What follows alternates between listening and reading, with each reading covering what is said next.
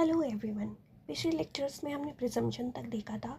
बातें हैं आगे और प्रिजम्पशंस के डेफिनेशंस को देखते हैं। सबसे पहला डेफिनेशन सेक्शन 2H में presumption when ever it is provided by this अधिनियम, जब भी इस अधिनियम के द्वारा कुछ प्रोवाइड किया जाएगा, दैट द कोर्ट में प्रिज्यूम अ फैक्ट इट में either regard such fact as proved, तो कोर्ट क्या करेगी, कोर्ट उस फैक्ट को में प्रिज्यूम करेगी और उसे वो मान भी सकती है, प्रूव्ड या नहीं भी मान सकती है।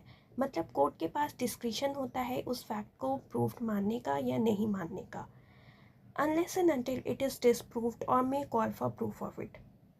लेकिन जब कोर्ट उस फैक्ट को प्रूव्ड मान लेती है तो फिर पार्टीज़ के पास ये ऑप्शन होता है कि वो उस फैक्ट को डिसप्रूव कराने के लिए फर्दर एविडेंसेस दे सकते हैं और कोर्ट भी उन फैक्ट्स को डिसप्रूव कराने के लिए और एविडेंसेस मांग सकती है। इसे ही हम मे प्रिज्यूम कहते हैं।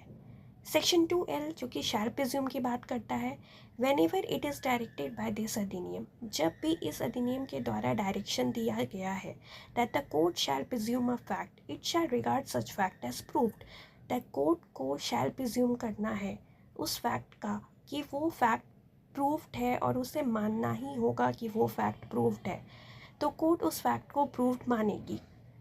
बट इस फैक्ट को डिसप्रूव कराने के लिए पार्टीज़ के पास एक ऑप्शन होता है कि उस फैक्ट को वो डिसप्रूव करा सकती है उस एविडेंसेस को रिबट करके।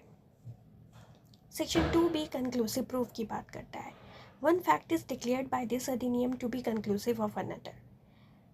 इस अधिनियम के द्वारा एक डिक्लेरेशन दिया गया है कि कोई भी फैक्ट जो होगा कंक्लूसिव प्रूफ होगा दूसरे फैक्ट का। The court shall on proof of one fact regard the other as proof, तो कोर्ट एक फैक्ट को प्रूफ जब हो जाएगा तो दूसरे फैक्ट को वो ऑटोमेटिकली ही प्रूव्ड मानेगी। And shall not allow evidence to be given for the purpose of disproving it, और उस फैक्ट को डिसप्रूव करने के लिए वो किसी भी तरीके का एविडेंस अलाउ नहीं करेगी। इसका एक बहुत ही अच्छा एग्जाम्पल है सेक्शन 116 ऑफ BSA जो कि लेजिटिमेसी की बात करता है।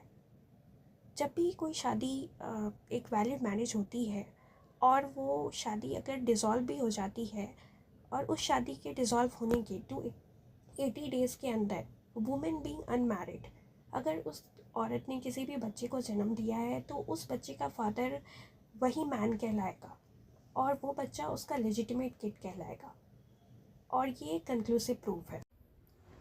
सेक्शन 2J में प्रूफ्ड को डिफाइन किया गया है। प्रूफ्ड का डेफिनेशन क्या है?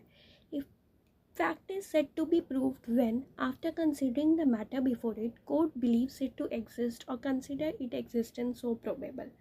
एक फैक्ट को कोर्ट कब मानेगी कि वो प्रूव्ड है? एक फैक्ट को कोर्ट मानेगी प्रूव जब वो उस फैक्ट का एग्जिस्टेंस या उसका अस्तित्व में होने की प्रोबेबिलिटी बहुत ज़्यादा हाई है।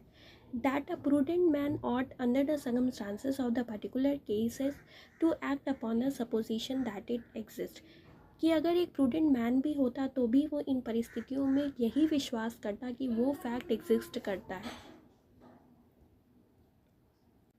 इसे ही हम प्रूव्ड कहते हैं। नॉट प्रूफ में आने से पहले हम डिसप्रूव डिस्कस कर लेते हैं। सेक्शन 2C में डिसप्रूव्ड को डिफाइन किया गया है। एक fact is said to be disproved when after considering a matter before it court either believes it to does not exist और consider it non existent so probable. इसका ये मतलब हुआ कि एक फैक्ट को कोर्ट डिसप्रूव तब मानेगी जब उसका एग्जिस्टेंस जो है वो अस्तित्व में नहीं है और ना ही उसका एग्जिस्टेंस इतना ज़्यादा प्रोबेबल है। That a prudent man ought, under the circumstances of the particular case, to act upon the supposition that it does not exist. कि अगर कोई prudent man भी होता तो इन परिस्थितियों में वो यही बिलीव करता कि वो फैक्ट एग्जिस्ट नहीं करता है। इसे ही हम डिसप्रूव्ड कहते हैं। सेक्शन 2I में नॉट प्रूव्ड को डिफाइन किया गया है।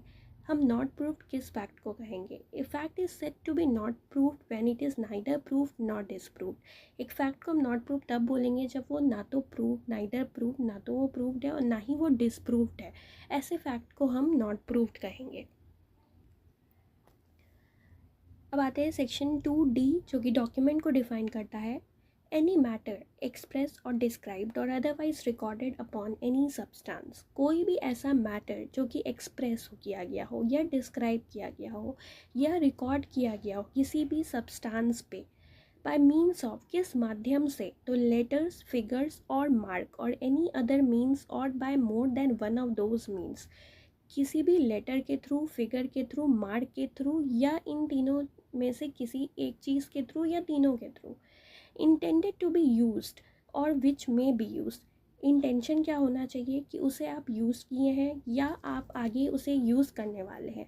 For the purpose of recording that matter, ताकि किस पर्पस के लिए, ताकि उसे आप रिकॉर्ड कर सके, उस मैटर को आप रिकॉर्ड कर सके। And includes electronic and digital records, और डॉक्यूमेंट के अंदर में अब इलेक्ट्रॉनिक और डिजिटल रिकॉर्ड्स भी इंक्लूडेड है। अब डॉक्यूमेंट का एग्जांपल क्या हो सकता है? फॉर एग्जांपल कोई भी इंस्क्रिप्शन जो किसी भी रॉक पे किया गया हो, मेटल पे किया गया हो, वो सब क्या कहलाएंगे? वो सब एक डॉक्यूमेंट कहलाएंगे। एक कैरिकेचर, वो भी एक डॉक्यूमेंट कहलाएगा। अब आते हैं सेक्शन 2E, जिसमें कि एविडेंस को डिफ़ाइन किया गया है। Evidence means and includes, evidence में दो तरह के एविडेंस को डिफ़ाइन किया गया है। सबसे पहला ओरल एविडेंस, जो कि सेक्शन 2E के 1 में है। All statement including statement given electronically, सारे स्टेटमेंट, इवन की इलेक्ट्रॉनिकली स्टेटमेंट भी। अब इलेक्ट्रॉनिकली स्टेटमेंट का मतलब क्या है? तो आपने कोई भी स्टेटमेंट अगर फैक्स और ईमेल के थ्रू भेजा है तो वो भी स्टेटमेंट अब इंक्लूडेड है। विच दी कोर्ट परमिट्स और requires to be made before it, जो कि कोर्ट परमिट करता है या रिक्वायर कि उनके समक्ष आप आकर के दें। किनके थ्रू? By witnesses in relation to matter of fact under inquiry, और ये स्टेटमेंट किससे जुड़ा हुआ होना चाहिए? तो फैक्ट अंडर इंक्वायरी जो है उनसे जुड़ा हुआ होना चाहिए। और इन सारी स्टेटमेंट्स को हम ओरल एविडेंस कहते हैं। अब आते हैं दूसरी तरफ, डॉक्यूमेंट्री एविडेंस। सेक्शन 2E के 2 में डॉक्यूमेंट्री एविडेंस डिफाइन है। All documents including electronically and digital records produced for the inspection of the court and such document are called documentary evidence। सारे डॉक्यूमेंट्स, चाहे वो इलेक्ट्रॉनिक हो या डिजिटल हो, जो कि कोर्ट के समक्ष प्रोड्यूस किए गए हैं इंस्पेक्शन के लिए, वो सारे डॉक्यूमेंट्स को हम डॉक्यूमेंट्री एविडेंस कहेंगे। आगे बढ़ते हैं। फैक्ट का डेफिनेशन सेक्शन 2F में दिया गया है, और फैक्ट्स के अंदर में दो चीज़ें दी गई है, दो तरह के फैक्ट्स को बताए गए हैं। पहला है फिजिकल फैक्ट और दूसरा है साइकोलॉजिकल फैक्ट। पहला है physical fact, anything, state of thing और relation of thing capable of being perceived by senses, कोई भी ऐसी चीज़ या स्टेट ऑफ थिंग या रिलेशन ऑफ थिंग जो आप अपने सेंसेस से परसीव कर सकते हैं, यानी आप अपने आँख से देख सकते हैं, आप अपने कान से सुन सकते हैं, टेस्ट कर सकते हैं, महसूस कर सकते हैं, इन सारी चीज़ों को हम फैक्ट कहते हैं। दूसरा, psychological fact, any mental condition of which any person is conscious, कोई भी मेंटल कंडीशन जिससे कि कोई पर्सन कॉन्शियस है। फॉर एग्जाम्पल मेंस्ट्रुआ, इंटेंशन, ये सब साइकोलॉजिकल फैक्ट है। अब आगे बढ़ते हैं, फैक्ट इन इशू की तरफ देखते हैं। सेक्शन 2G में फैक्ट इन इशू को डिफाइन किया गया है। फैक्ट इन इशू बेसिकली वो फैक्ट होते हैं जो दो पार्टी कोई भी फैक्ट को असर्ट या डिनाई कर रही है, उसे हम फैक्ट इन इशू कहते हैं। पढ़ते हैं, any fact from which either by और in connection with other fact, कोई भी फैक्ट या तो खुद से या दूसरे फैक्ट के साथ मिल के, एग्जिस्टेंस, नॉन एग्जिस्टेंस, नेचर और extent of any right, liability, disability, asserted और डिनाई, कोई भी ऐसी फैक्ट को असर्ट या डिनाई करता है, उस फैक्ट को हम फैक्ट इन इशू कहते हैं। For example, A is accused of the murder of B, A के ऊपर इल्ज़ाम लगा है मर्डर ऑफ बी का, ठीक है। At his trial the following fact may be in issue, जब उसका ट्रायल चलेगा तो कुछ ऐसे फैक्ट हैं जो कि इशू में हो सकते हैं, जैसे कि A caused B's death, A intended to cause B's death, A का इंटेंशन क्या था बी के डेथ के पीछे, ए ने बी का डेथ किया या नहीं किया, ये सारा क्या है? तो ये सब फैक्ट इन इशू है।